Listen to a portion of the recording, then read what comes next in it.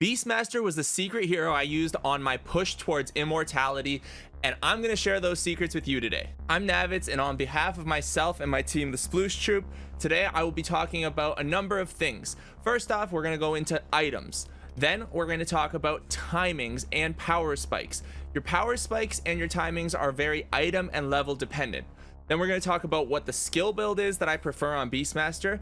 Then we're going to get into how to play the lane, which is essential when you're playing Beastmaster because he's a lane dominator. Then we're going to talk about how to play the map. Playing the map is different than playing the lane because you have to understand what your advantages are and what you're powerful at doing at what times in the game. And then we're going to talk about finally how to overall win the game. Winning a game of Dota is a lot harder than just winning your lane or even playing the map correctly. You have to learn how to think about the enemy team, how to think about your team, how to itemize correctly, and how to target correct enemies in fights, especially with Beastmaster because his roar is very important to use correctly. So the way that we'll do this today is by going into 3 replays. 2 of the games I actually lost, but I won my lanes, and some of the times you lose games that you can win. One of the games was actually my game to get 6k MMR for the first time, so I was a little disappointed about that, but I ended up getting my 6k. Anyways, what's important is that I want to talk about the 3 different ways I played these different games. I'll tell you which one of those ways is my most preferable, but to understand what I am doing and why I'm doing it this way, I'm going to go and talk about items a little bit first. Alright, so we are checking out my Beastmaster build, which I've just updated because I haven't touched it in a while. I always just kind of have it memorized by heart. So I took a look at it, I updated it for the purpose of this video. Let's talk about the starting items. Now, this starting item, I've been doing this for a long time before people started going Headdress first item. Now that Headdress is cheaper than before, it's even better to do. This build also just got better because we have gameplay 7.25 update, and Helm of the Dominator got cheaper because Broadsword got cheaper by 200 and Ring of Regen got cheaper by 25 gold. So this actually improves your timing by a significant amount. In a good game like one that I'm going to show you, you'll be able to get your Helm of the Dominator around 6 minutes. Before, that was like, if you got it around like 7 minutes, it was a really good timing. Now to get it at 6 minutes, it's a big power spike because Helm of the Dominator lets you dominate a creep, and that creep is the absolute difference in completely controlling a lane. So with this new patch, I really look forward to spamming Beastmaster because of this.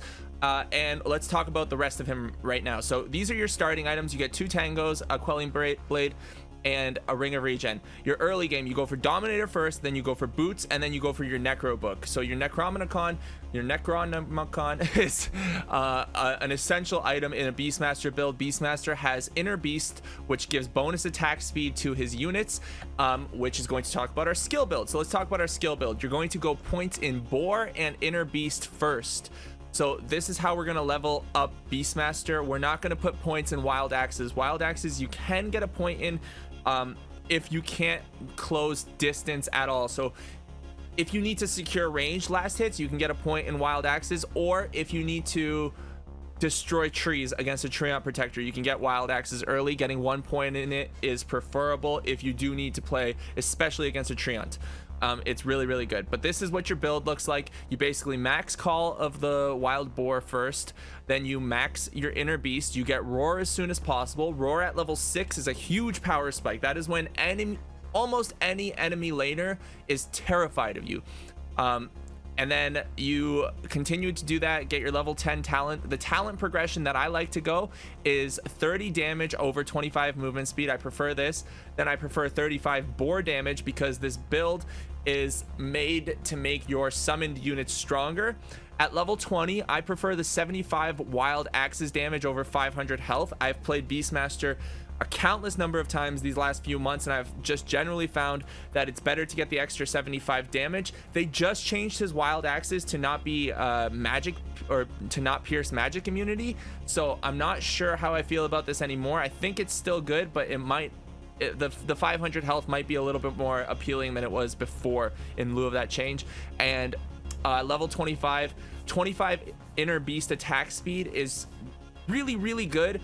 However, if your team is ahead or is has good map vision, getting the 20-second Hawk cooldown is what you want to go for. So that's what we're looking at for talent trees. Now, the progression for core items after you get your Necro book, most of the time after Necro book, you're going to proceed to Necro 3. There are some cases where you want to take advantage of a hero that you need to shut down early, and you're going to go for a blink directly after your Necro book. Sometimes you'll even go for a blink after your Necro, or after your Helm of the Dominator. Now, not every game will you go for the Necro book. There are certain games where you're going to look at your allies and you're going to look at the enemies, and you're going to make the call to forego the Necro book in preference of going for something like a Vladimir's Offering or a Crimson Guard or possibly a Solar Crest. These kind of items are really useful in some of these games, especially if your team already has some type of initiation, or if the enemy team has really good wave clear and can just kill your Necro units. Okay, game one that I want to show you here is my Beastmaster against Troll game. Now, Troll has an advantage over Beastmaster in lane. He's actually a hero that you pick to counter pick Beastmaster quite a bit. He's good at dealing with his boars. He's got the Axis, and he can attack him from long range while not taking damage.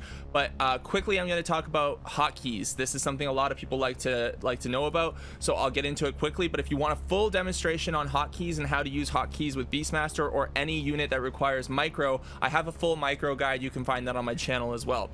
What I use primarily is my F1, F2, and F3 hotkey. Now, you don't see F3 here. F1 is to select my hero, F2 is to select all controlled units, and F3 is to select all units, all other units. So that will include all of my summons, but not my Beastmaster. So this is a really good hotkeys to know when you're playing Beastmaster. And then what I do is I have my control groups bound as well. So control group 1, control group 2, control group 3, and control group 4.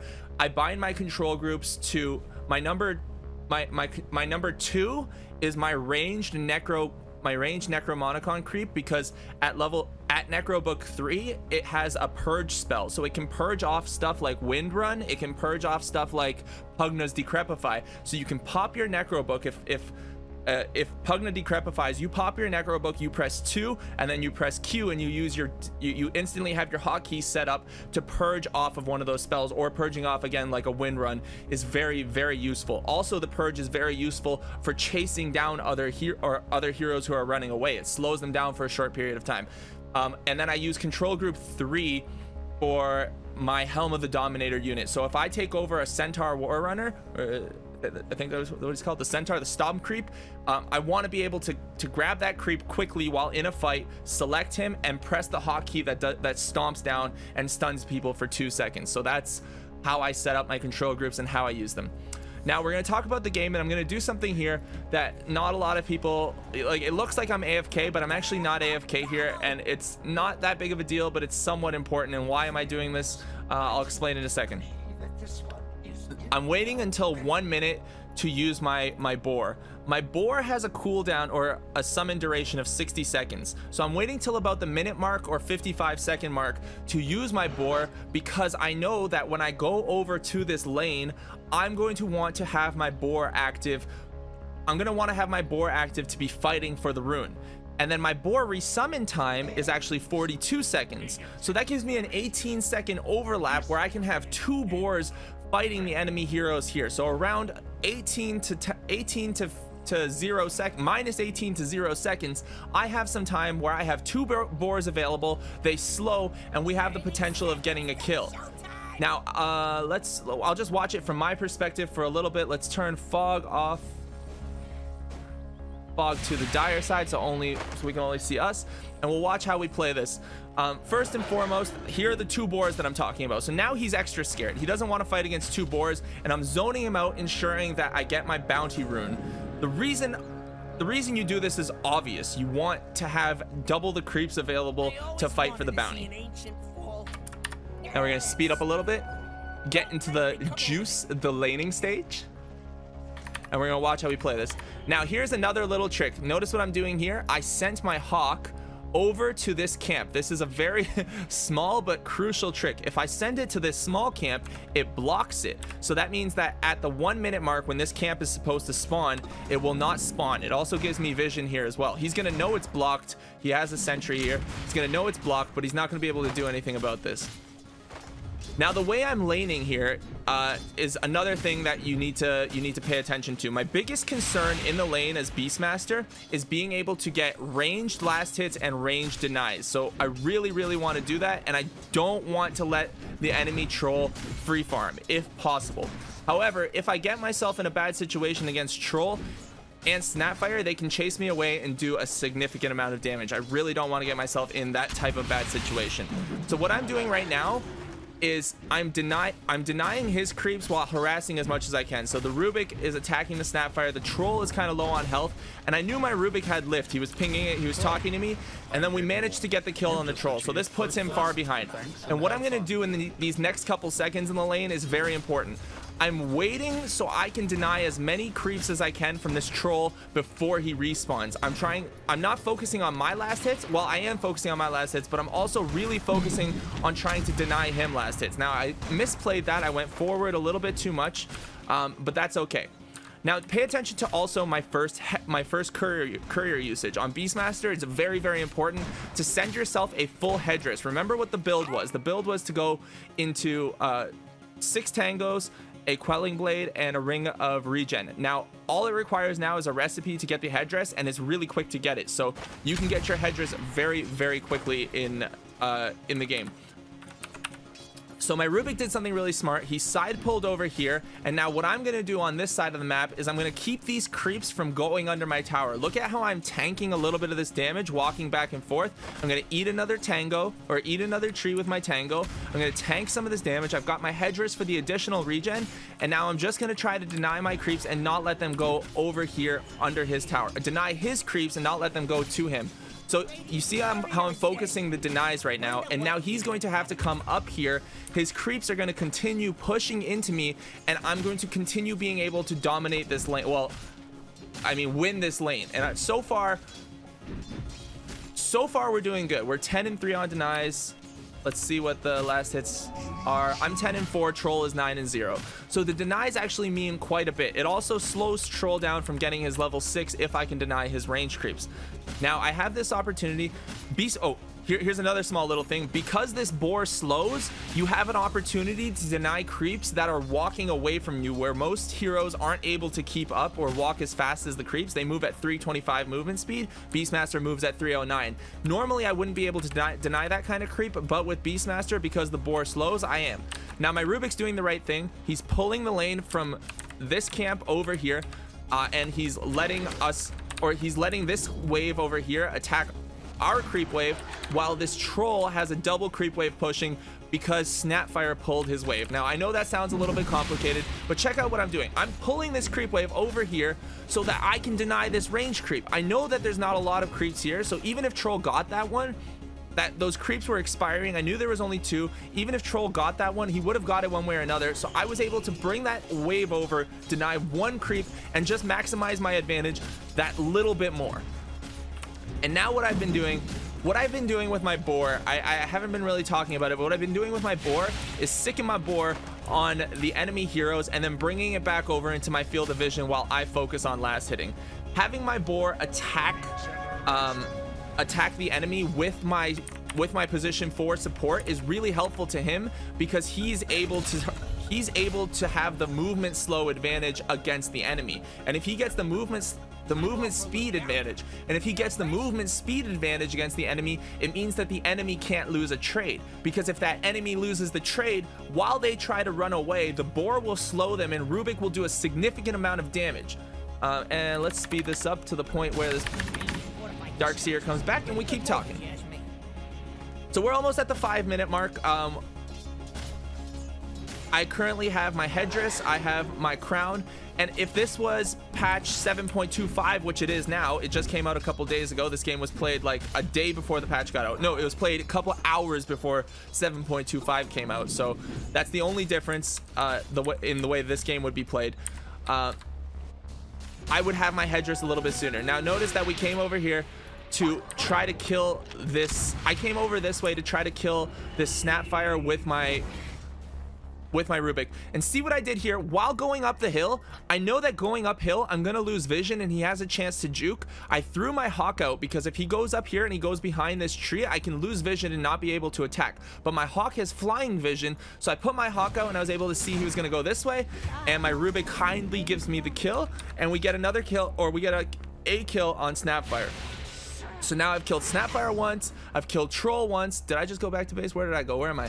And okay, I'm back over here under tower, just trying to maintain my wave. And notice where lane equilibrium's been for such a long time, because I forced the lanes to stay this way early, and I'm trying to keep them that way.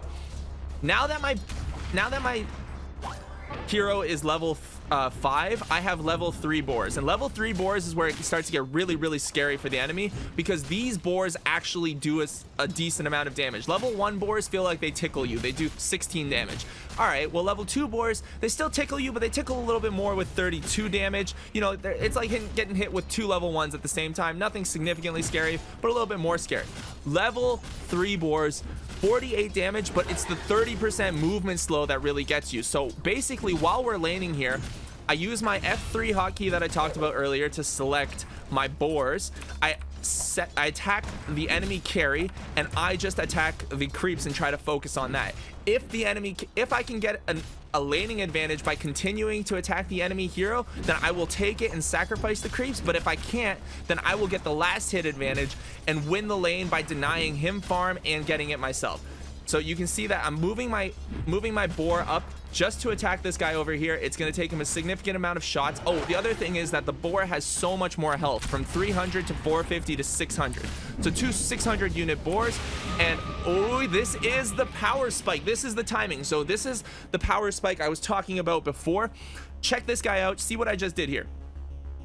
We're going to rewind by 10 seconds because this is important. My courier just got here. I see that there's creeps over here. I decide I need to take one. Oh, my courier just got here and brought me the Dominator. Sorry, that was the important thing I needed to say. I didn't say that. I got my Satyr Tormentor, and this guy has a spell called Shockwave that deals 160 damage. Now we're attacking this Snapfire. So the way we play this is really important, because we just became super powerful. This creep has 1500 HP.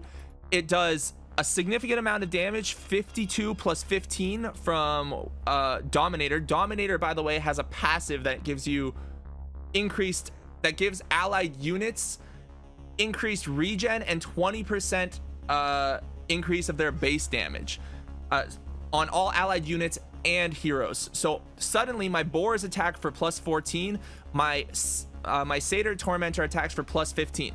Attacking for plus 14, that's basically like getting an extra boar, an extra level 1 boar, because he goes up by 16 damage per level. So it is really big. It's like actually making his attack damage almost like a level 4 boar. It's really powerful. So we see what I do here. I use my Satyr Tormentor to throw the Q onto him, and now look at this guy try to do some damage. He should know that he has to run away here, but he's in a sticky situation, and I move my Beastmaster in and just managed to get another kill. So double kill. We've absolutely managed to dominate this lane, and this is textbook, guys. This is textbook how you play Beastmaster. Excuse me. I don't want to sound like I'm being pretentious or something, but I really do feel like I played really well this game, and this troll didn't know how to handle his lane. So the troll made a lot of mistakes, but I'm not really going to talk about what mistakes he made. He should have an advantage in lane against me. Actually, troll is a good counter pick to Beastmaster. Another good counter pick to Beastmaster is Phantom Lancer. Phantom Lancer is super hard to deal with if you don't get the advantage in the early levels. So if you don't manage to take care of Phantom Lancer early, you're in some real trouble. And notice that I'm still denying creeps. I have 16 creeps denied. Troll has 26 last hits. I have 39. I'm absolutely dominating this lane. Now watch this. I forgot about this. So this invoker comes and he wants to make a play on me, but I am level 6 and Charlie over here is level 8. He thinks he can just kill me. I have both of my creeps attacking him. I'm gonna move out of the meteor range. I'm gonna turn this around, roar him, and just take him down. Use my Satyr Tormentor's Shockwave, which was on cooldown. I waited for it to come off cooldown. I roared him, and then I killed that guy. And now I'm gonna chase this guy down because my boar is hitting him, so he can't run away. He's not able to trade. So we just turned an invoker who is who was doing really well in his lane and managed to get kind of like a surprise gank on me, we turned his play into a positive for us because of a number of things. Primarily because we won the lane so hard. We're so far ahead that Invoker was not able to kill us. We have our level 6, we have our Helm of the Dominator, we're really farmed, and now we are really farmed. So see what the first item I'm gonna fly out to myself on my courier is. It's Boots of Speed, Belts of Strength, and 2 Sage's Masks. These are the components to build into a Necronomicon. And I am on my way there. Yo, just, I don't think you can put up guides. I don't think you can put up guides in a replay. All right, whatever. And now we're gonna talk about, so that was the laning stage. The laning stage went really well. At this point, you know what? Let me make myself bigger while I talk. At this point, what we're going to talk about, since the laning stage is essentially a little bit, the laning stage is basically over at this point because everybody has to adjust their lanes to what I've done. I managed to take the bottom tier 1 tower. I forced rotations. It opens up the space on the map for my Morphling. It opens up space on the map for my my OD. They have to react to this. If they don't react to me, I get to take this bottom tier 2 here. But if they do react to me, then that's even better because I make space for the cores that are supposed to be there to win the game. So now we're going to talk about what I said earlier, and that's how to play the map. And I'm gonna let's look at the map for a second and think about how we want to play it. So top, this tier 1 is at full health. Essentially it's at 1560 out of 800. This tier 1 is also close to full health. They're both very close. If they rotate bottom, which I put my Hawk, this is a special spot to put your Hawk, by the way. If the tower doesn't have vision of your Hawk, it can't attack it. So even if they're TPing in, they won't see the Hawk and you'll be able to see them TPing in. So always try to have a Hawk available to put here when you are pushing this tier 2 tower. The Hawk goes up here if you're on the Radiant side of the map. That's just an important thing to know. So if they're rotating bottom, which they are, and this Earthshaker is only level 4, now I can take this approach in a couple different ways. I don't have my roar up, so I might be able to kill him, or I could completely control this whole jungle and exponentially and increase my farm at an exponential rate, because I will be able to farm multiple camps while reducing the amount of camps that the enemy team has available to farm. What some people do is they take this tower and then they back up into this jungle and they farm this, they farm this, and they farm this. My OD wants to potentially farm this, this, and this. Or my Morphling, if he's having a really hard time, might be wanting to farm some of this. Better yet, if nobody's farming this and my cores are doing well and they're rotating to me, my cores will be pushing their lanes. My mid core will be pushing the mid lane and then farming the jungle, and then my top core will also be pushing the top lane while everyone reacts to me. So let's see how this goes. And also, this is a good time to know that you are able to farm ancients, especially with this creep. The Dominator lets you farm ancients almost right away because dominated creeps have 1500 HP, so you are able to just go into the ancient camp and start farming it. Now look where I am. I'm playing the map on their side that's really deep into the map. They can't really do anything about this.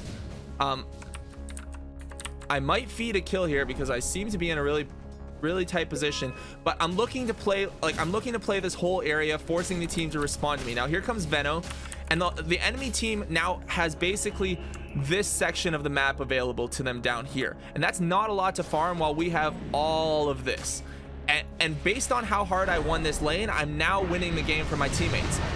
Okay, so check this out. This is where I'm gonna look to use my roar. They're unstoppable.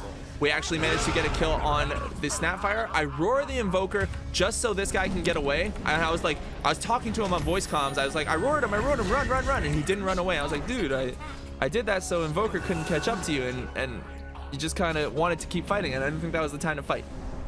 But anyways, we're now helping our mid laner, and we're forcing the enemy team to react to us. So I'm going to speed this up a little bit more, and we're going to watch the map movements, because right now I need to get to my Necro book level 1. And let's talk about the timing. This timing is also going to be sped up in patch 7.25 by a little bit, but if you can get a Necro book by 12 minutes and boots and a Dominator, you are so far ahead, most likely. If you can get it by 14 minutes, you're doing well. If you can get your Necro 2 and Necro 3 by like 18, 19 minutes, 20-minute mark, you're on good pace. These are all really good paces to be progressing in the game of Dota 2. And I wish I got this Iron Talon in 7.25 because they can now target ancient creeps. So I would be probably walking to the ancient camp maybe. And you can see we're still putting pressure on mid. I'm farming their map. I'm keeping my boars and my units in front of me so that they can't. I'm keeping my boars and my dominated unit in front of me so that I'm not front line to take the damage. I see the troll here. I have my creeps attacking him. I'm gonna roar this guy and run away because obviously we're in kind of a rough position here. The Snapfire kills me. We make a misplay. Our OD ends up killing the troll, but I think we might end up losing this fight overall. We're kind of trading pretty well. Oh, in comes the Morphling. Echo Slam coming out of the Earthshaker. All right, this isn't going so badly. It looks like we're winning the team fight as a whole because our Morphling is now slightly farmed. He's level 10. He kills, okay, he kills the OD. Very, very good. And we're gonna go back to when I'm alive, which is in a couple seconds. All right, so here's where I go and check out what item I got. I've got my Necro book. It's 12 minutes, and look what I did the second I spawned. I used my Necro book. Why did I use my Necro book? We just fought. Necro book has a long cooldown. It is a what's the cooldown on this thing? Was that 80 seconds, 90 seconds, something like that? I'm not sure. I can't remember. Anyways, it's got a long cooldown, but it's also got a long duration. These guys last for 60 seconds. Oh, and it's a 90-second cooldown. So they last for 60 seconds. It's a 90-second cooldown. That means that if you use it, you have 60 seconds of Necro books to push, to farm, and to be a threat around the map. And then you have to play cautious for 30 seconds. So I didn't have roar up. I knew I was going to lane. I knew we just fought. I knew it was probably going to be approximately like another 90 to 200 seconds before we started to fight again. So I decided to push with these guys. And now what I'm going to do is put pressure on this bottom tier 2 tower, because if I can take this tower, then what we can do is take more of this map, not have a teleportation point for them here. They won't be able to farm their ancients. They won't have control of their shrine, or sorry, of their outpost. And it looks like we just lost OD mid, which is a little unfortunate. So what I'm going to do is put pressure bottom. There's no way I could have gone mid because I was pushing out bot lane.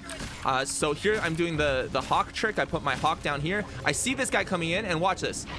I just started attacking this guy with my units because I thought I killed him. It looks like my memory doesn't serve me correctly. I thought I was gonna kill that guy. It looks like I didn't. Anyways, I did just start attacking him here because he's gonna know that I have a hawk. He's gonna know that I have a hawk. If he walks by it, the tower will start attacking it, but it's also kind of a giveaway. Now let's talk a little bit about creeps, because I haven't talked a lot about creeps that you dominate, because this is actually a really big thing when you're thinking about Beastmaster. This Wild Wing Ripper is really, really good, especially early game for pushing towers, because he has a +3 toughness aura, +3 bonus armor. That's crazy. That's crazy. That's like having a buckler. It's freaking nuts. Wait, it might be more than a buckler. All right, and here we are dominating and playing on their side of the map again. Look who's farming over here. My Morphling's farming over here. He's trying to get himself to his Ethereal Blade. On this side of the map, my OD is taking which safe farm he can have. And here I am just brawling it out with these guys. Their mid players occupied. Their Snapfire's occupied. Bottom lane, I know this Earthshaker's here. Somebody else is probably thinking about coming this way because they see a bunch of our heroes here. And all I have to do is use my creeps, kill this hero. I literally just chased that guy down with creeps, by the way. Let me go back a couple seconds just to show that, because it's also kind of important. All right, watch the way I kill this guy. I literally just sick my creeps on him. The second my boar hits him, he's dead. He's got a 40% movement slow. He slows him, and I've just got my creeps going to him. If this guy gets him again, he wasn't even gonna be dead. If he didn't turn around for that, he wouldn't have died. If he didn't turn around and he kept running, he might have been able to get away, but my creep just slowed him enough to get us the kill. And now I'm going to farm their ancient camp. I'm going to continue playing around this area. I'm going to keep pressuring this bottom tower, and once again it's going to clear up space for my OD top to farm. He's not really scared of dying to a Darkseer. He doesn't think there's a troll that's going to be there. He knows there's no Snapfire available. He saw Invoker here, so all of my heroes are able to play safely in other parts of the map while I do dangerous things. And here we go. I put my hawk over here. He sees it. That's fine, but it gives me vision and it lets me know that he's there. So the 15-minute mark's coming up, and while the 15-minute mark comes up, I think we control this outpost. Maybe we don't. Oh, it doesn't matter. It's every 10 minutes. But while the 15-minute mark comes up, I'm gonna go ahead, back up, farm some camps, get our items, and wait for my Necro 2 to come. So it's 15 minutes. I've got Necro 2, and now we're gonna keep moving forward. Nether Shawl, very nice.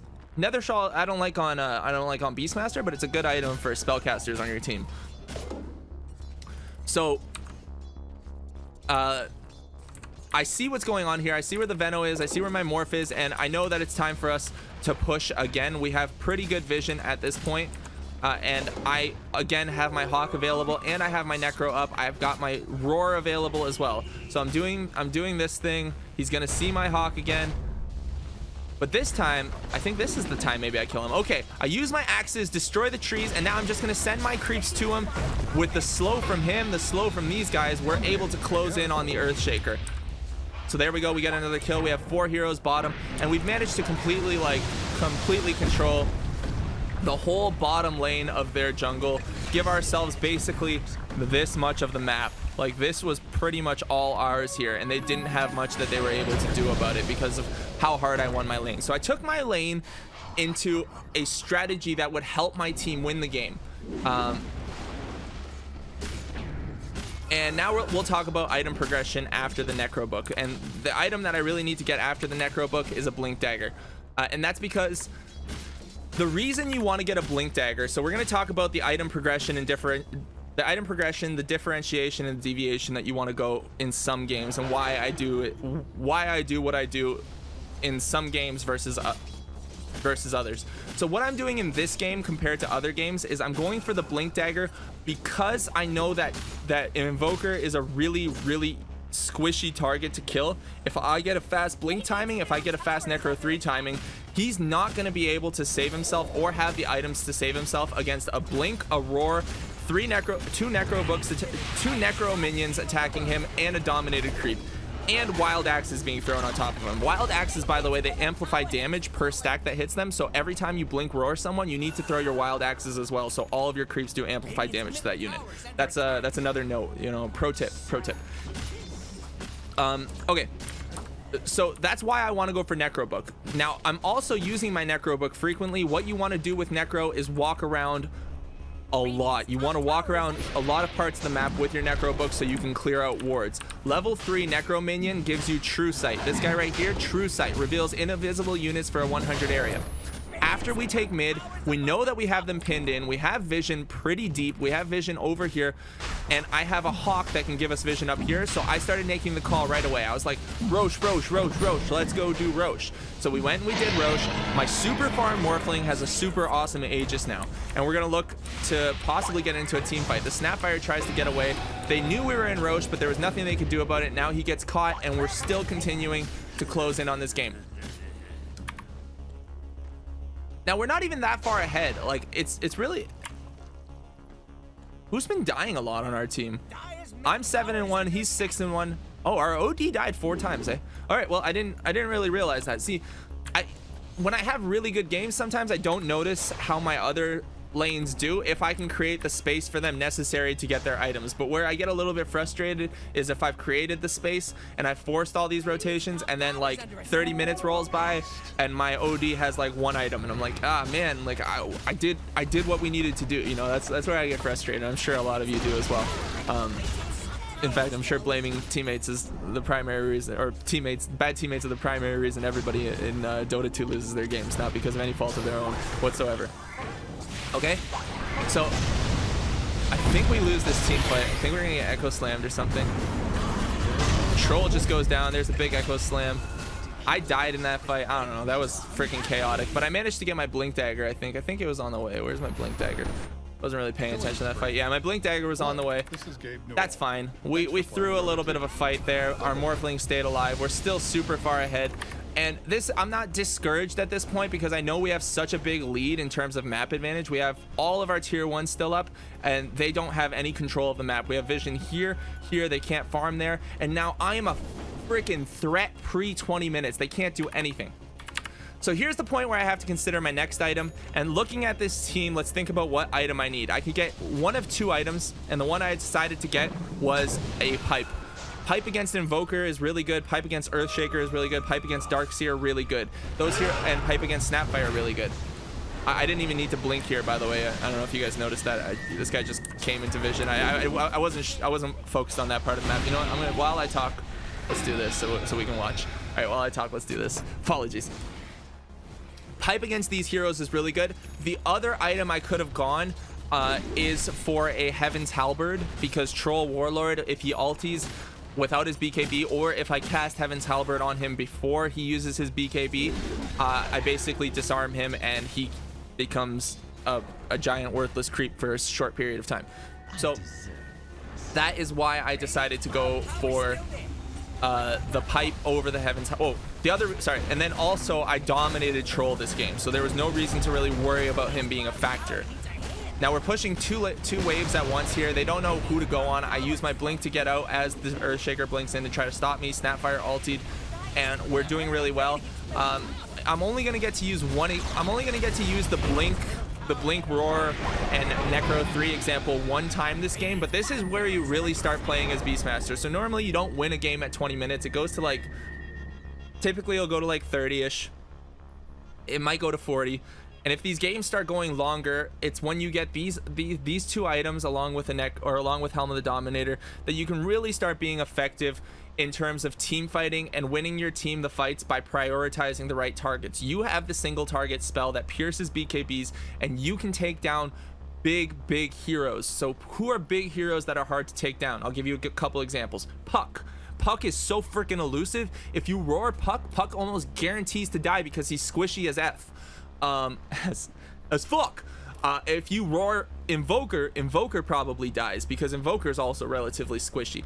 You don't want to be roaring heroes like Bristleback or Axe or Tidehunter or Spirit Breaker, especially with Spirit Breakers. You don't want to be ulting strength heroes. You want to get squishy heroes who do lots of damage. And Winter Wyvern is your arch nemesis. He will turn all your Necro books against you. Kill Winter Wyvern. He's your target. If you're in a game with Winter Wyvern, you should focus on him. So what you do is you look for a good opportunity, and that's what I'm about to do here. I'm pretty sure that's what I'm about to do here. So we're gonna have our last team fight, I believe, and then we'll close out this game and we'll go into the next one where I do a different build. I blinked forward. I kind of messed that up. I accidentally attacked this creep and I lost high ground vision. I wanted to roar him and kill the Earthshaker, but it wouldn't have been the right call. Now I think this is where I do it. My blink is about to be off of cooldown. The team fight's gonna start. We're about to start a team fight. Now, who do I need to focus on? If I can kill this Invoker, who I know doesn't have an Aeon Disc, who I already clicked on, I saw what his items were. If I can kill him, we'll be really well off. So the fight's starting. I'm waiting. I'm looking for my opportunity. I see the Invoker here. Look where he is. I'm gonna walk this way. I'm waiting patiently. Blink over, and I roar the Invoker. Out of all the heroes I needed to roar there, Invoker was the most important one. I got him. Invoker dies. He has no buyback, and that basically solidifies the game for us right there. So that's, I don't want to say it, guys, but that's the game-winning play. And that's how we managed to win our first game. So this was the typical Beastmaster build. Instead of going pipe, by the way, most of the time, if there's somebody else who can go pipe, or if you have glimmers, or if there's not tons of magical damage, I will go for an Assault Cuirass. An Assault Cuirass is really good because it provides your whole team with armor, it makes your Necro minions attack faster, and it makes this blink, roar, and Necro book combo even stronger. So Assault Cuirass would be the next item that I would get. Now I'm gonna go into the next game. All right, slight change of plans, everyone. I actually recorded 2 more videos or 2 more guides while watching the game, but I realized there was a lot of what I just showed you. So instead of having 30 more minutes of recording, I'm basically talking about the items and my builds and why I changed up what I did. So you kind of saw how to play the lane, how to play the map, and everything from the last video. And now what I'm going to do is show you when I differentiate and deviate from my my strategy. Now, the strategy that I was showing you, I think, is the strongest, the item build, the Dominator, Boots, Necro book strategy. I think that is the strongest play, but let's take a look at what I did this game. This was the other game I wanted to show you. So here we have, let's take a look at the lineups. It's very important to think about who you're playing against and who's on your team. Now, I have a Slark and a Pangolier as my secondary hard carries. My Pangolier was mid. He had a very, very bad game, and my Slark was safe lane carry in this game. So Slark had a pretty decent game. My Pangolier kind of pooped the bed. Now, why did I decide not to go for the Necro book this game? Well, let's take a look at their lineup. They have an Underlord. They have a PL. Those are the two most concerning things for me, and the Underlord in particular is very concerning because when you buy a Necro book, Pit of Malice messes up, it roots every single unit, so that is terrible to deal with. And also, Underlord is really, really good at holding high grounds and stopping your team from being able to push and winning team fights, simply because Firestorm has such a big AoE, and I know that that Void Spirit as well has quite a bit of magical damage. So in this game, I decided that a pipe would be a better option. So I still start with the Helm of the Dominator, and now as of patch 7.25, Helm of the Dominator is even cheaper, so you can get it like I was saying, 6-minute timings are really, really good if you can get your Helm of the Dominator by 6 minutes. It's crazy. And then I decided to go for a Vladimir's Offering second, because Vladimir's Offering works with Pango's Q, it works with Slark, so our other two cores should be able to benefit from the lifesteal. It's good for pushing, it's good for my boars, it's good for my dominated unit. I like it. I like the item, but I don't think it's the greatest. And then after that, I go for a Blink Dagger. The reason I go for a Blink Dagger is because I need initiation on this guy and this guy. And I made a lot of plays. Like at this point, I'm 7, 2, and 9. We're really kind of crushing the game. Everything's going well. Next, I go for the pipe. So I start to build up to the pipe around 28 minutes. This is around the time we're looking to go high ground. I have my pipe ready. We should be able to finish this game off. But like I said, our Pangolier had a really rough game and pretty much got himself killed instantly in every fight. I think he went like 2 and 12 or something as our mid player. He was so far behind this Void Spirit, it wasn't even funny. Even though I managed to use this Blink Dagger effectively to kill him a bunch of times. And then the last item that I'm going to buy, or look to buy, is an Assault Cuirass. The reason I want to get an Assault Cuirass is for armor, for increased armor and increased attack speed. I want to increase Slark's attack speed a little bit. I want to increase the armor for the armor against PL. The other option I could have gone for this last item, I think, would have been either a Hex or a Crimson Guard. So that is game number 2, and that's how I decided to change the item build based on these heroes. And the last game I want to talk about is game number 3, and it's against another hero that's very, very hard to build a Necro book into, and that's Naga Siren. Naga Siren's illusions can destroy your Necro book really easily, and again, there's another Underlord on the other team, so you can tell that I don't really like building Necromonicon into Underlord. I've played this hero hundreds of times over the last couple months. I'm top 50 on Dota Buffs profile. I have some experience, so a little bit of expertise to be able to say that Necro books into Underlord aren't the greatest pickup. It's not the worst thing you can do, but they don't do a ton of damage to this guy. You're not going to just burst him out with a blink, roar, and a kill. He's really hard to kill. Underlord is one of those heroes that really messes up with your Necromonicon. It's hard to micro your units around the Pit of Malice and stuff like that. But the other thing is that this Naga Siren's really hard to deal with. This hero is super strong, and in our game here, we actually had this game pretty much in the bag if our Void would have gone for the proper items, or just played the map a little bit better. So our Void made the mistake this game. I guess this is a little bit of a lesson for you guys who don't know how to play against Naga. He made the mistake of going Battle Fury against Naga when realistically you need to go Mjolnir against Naga. Your job isn't to try to do damage to all the illusions. The reason you want to go Mjolnir against Naga is for the active. You get a static charge active, you can put that on yourself, and then if her illusions attack you, they trigger your active, which makes, if she has all of her illusions attacking you, they will trigger your active more often, which will in turn turn around and hit the illusions, making them die quicker. The Battle Fury, really the only time you get to use this, because you can't fight Naga as a Void. If you try to straight up man fight Naga, you'll die unless she's inside of a chrono. So Mjolnir is your save, it's your only ability to fight, and Battle Fury is like the absolute wrong choice. And then again, he goes for, instead of instead of even a Manta to break out of this route, or to try to break out of some of the disables they have, he goes for an SNY, so he has no damage. So this is a big problem for us. Now what I do this game as Beastmaster to try to win this game for us is, I know that I can't go Necro Book against Naga. If I do, her illusions will shred it and I won't be able to go high ground against these guys. The item that I need to go second this game is a pipe. The reason I need to go pipe is because crazy magic damage, all of Naga's Riptides are magic damage, Lina bursts out crazy magic damage, and then Veno so much magic damage. I'm really worried about how much magic damage is going to be dealt to my team, so the only way I can stop that is by getting an early pipe. And a 13-minute 43 second or whatever, 43 second pipe, this is a pretty good timing. This lets us play aggressive, this lets us play on their side of the map, this lets us fight into Firestorm, fight into Veno. It negates a lot of damage as long as you remember to activate your pipe.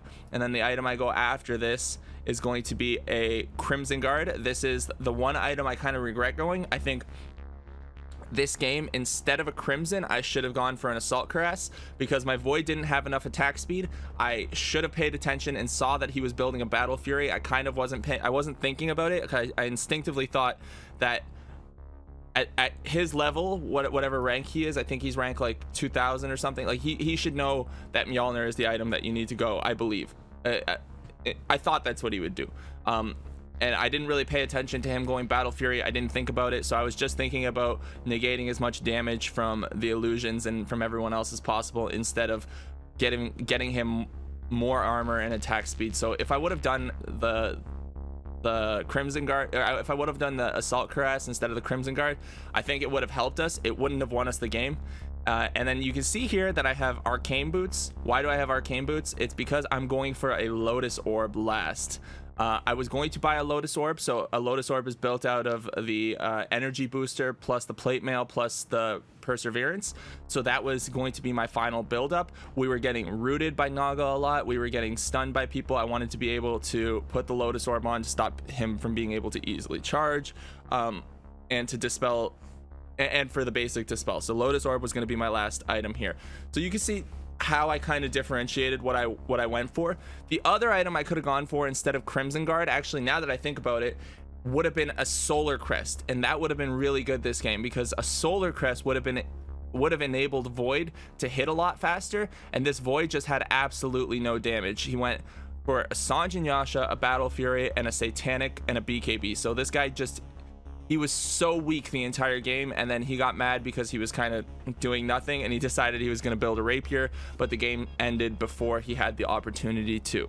Now, another item Void could have built is the new Aghanim Scepter. New Aghanim Scepter is really cool on Faceless Void. When he time walks, the place that he lands in the time walk, it bashes everybody in that area, and that's really good against Naga's illusions, and that actually would have worked pretty okay with Battle Fury, but I think even better with Mjolnir still. Mjolnir gives him the damage that he needs, and we were severely lacking damage. This was actually a game I played with Little Nick.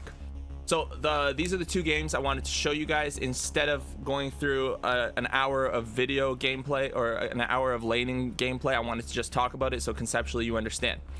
Now, heroes. Let's talk about heroes, because this is, I guess, going to be the last way to think about what you want to do in terms of changing how you want to build and how you want to do stuff as Beastmaster. So we're gonna go through the heroes, and if I see things that are notable, I'll just tell you what I think you should do and what I think you should change. So first off, I think I talked about this before, but Shadow Fiend.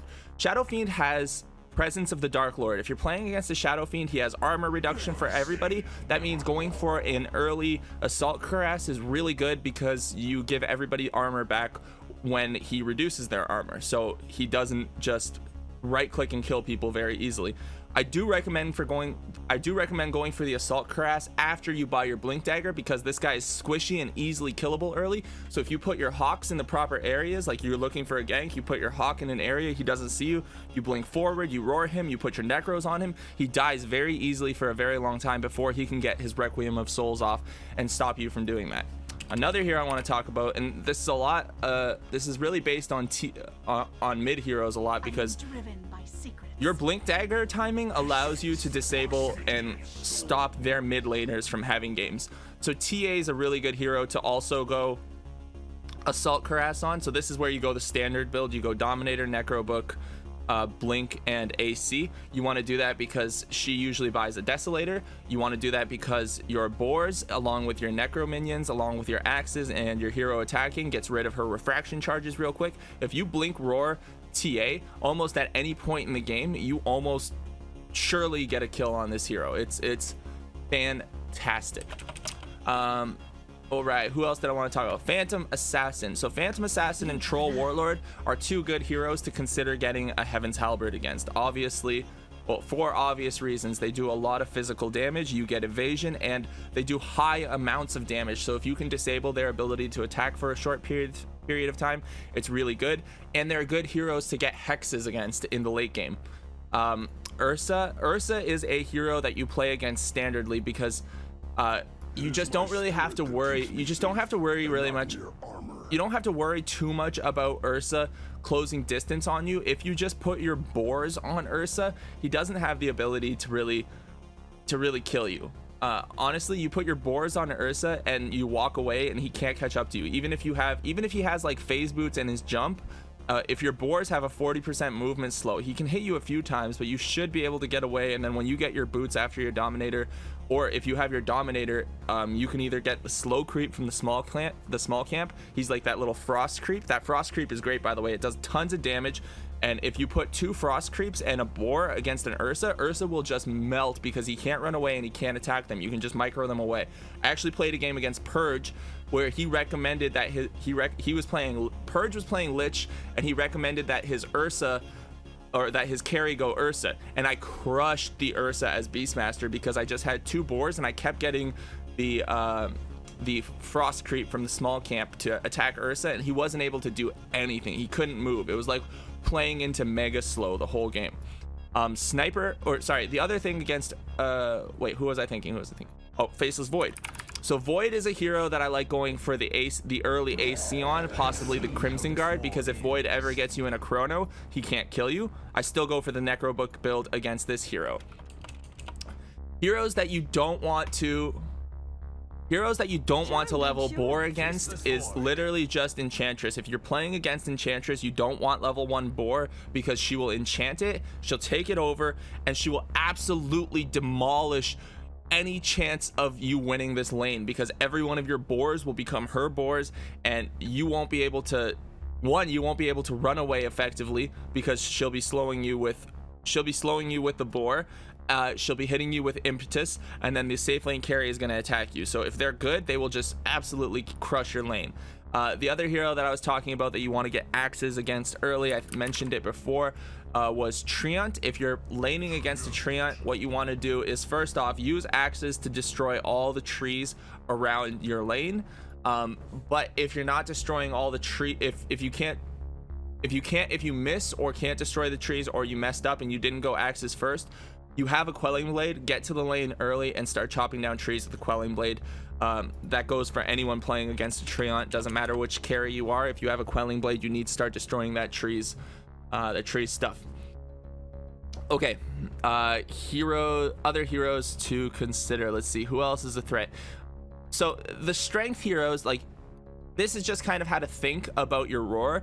You don't want to roar most of these strength heroes. You want to avoid roaring them because you won't be able to burst them down and kill them in the time it takes.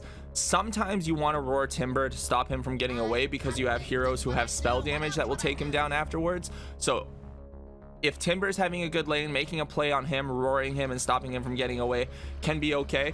But most of these heroes, your roar is kind of ineffective against, except for Spirit Breaker. Spirit Breaker is a hero who actually initiates on you, and the second he gets in there with his charge and his bash, if he gets those 2 off, you can roar him and kill him. I turn so many fights on Spirit Breaker, it's not even funny. This guy, I love playing Beastmaster against Spirit Breaker because Spirit Breakers think like, hey, let's go take out this Beastmaster, and then you end up killing the Spirit Breaker, you end up killing whoever tries to help him. They underestimate the damage of your boars. You have a Necro Book that you're ready to pop sometimes. It's fantastic.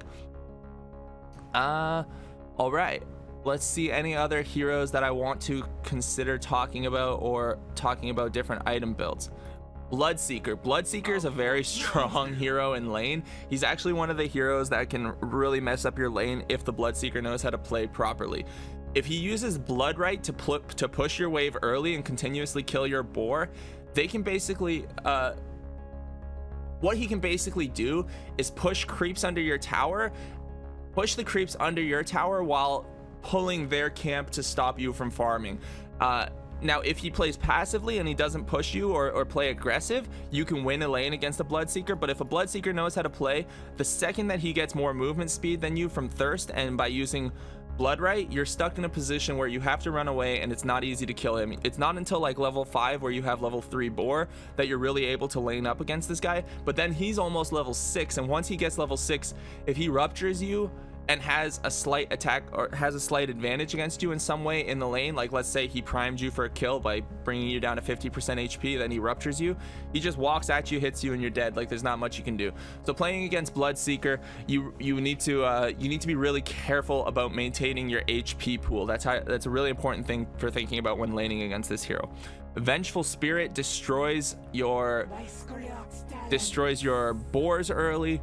Other heroes that are, or how to deal with supports, actually supports that are hard to deal with, we should talk about that.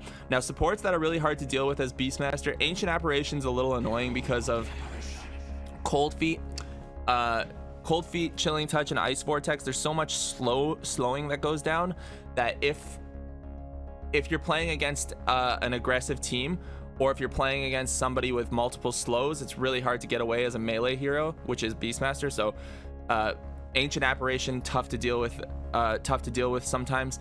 Disruptor will just continuously, where are you, Disruptor? Disruptor will continuously put Thunderstrike on your boar. If you're a good Disruptor player, make sure that you're taking out Beastmaster's boar if you're playing against the Beastmaster. Beastmaster, if you are playing Beastmaster and Disruptor puts Thunderstrike on you, what you need to do is back away or split your units and back your boar away. Or if he puts Thunderstrike on your boar, preferably you take your boar and you put it next to your range creep, because if you put your boar next to your range creep, it will the Thunderstrike will do AoE damage and it will hurt it'll hurt your range creep, and you might be able to get it in a position where you can deny it. And remember that Beastmaster really wants to deny. Jakiro is a little tough to play against because he can put Ice Path down, and Macro Pyre is hard for you to micro all of your units around. But overall, Jakiro is not too difficult of a hero to play into as Beastmaster. And I think that's about it here. There's really no other namely supports that are gonna kind of crush your lane that I can think of. 3 supports that are really good to play against, or supports that are really good to have Beastmaster against, are guys like Bane or Shadow Shaman or Grimstroke. The reason is because Bane does damage by stopping you from doing stuff. So if Bane puts you to sleep, you can have your boar attack you. The boar will go to sleep and your hero will wake up. Or if you have your Necro book or your Dominator, Bane can't really do anything. He can't use Fiend's Grip on you to hold you in place because your Necro books will, your summoned units will kill him. So it's a tough hero for Bane to play against. If you go for Shadow Shaman, the same thing applies. He can't cast his channeling spells because he'll just get killed by your summoned units. And if he puts his Mass Serpent wards down, you have summoned units to take them out quickly, because all these things take is 2 attacks. They don't have a certain amount of health. So as long as you have, let's say, 2 boars attacking a serpent, then it will destroy it. It doesn't matter how much damage they do. I think that's pretty much the concept of the heroes, boys. Now, I think that we've covered everything. I hope this was comprehensive enough for all of you to get a very good rundown on how to play Beastmaster. You go Dominator, you go Necro Book, you go Blink Dagger, you go AC. That's the standard build. If you want to do that, you can get to 5K. Good luck. Have fun. My name's Navetz. On behalf of the Sploush Troupe, I hope you guys win your games. If you have questions, let me know, and I'll see you guys next time. Peace out.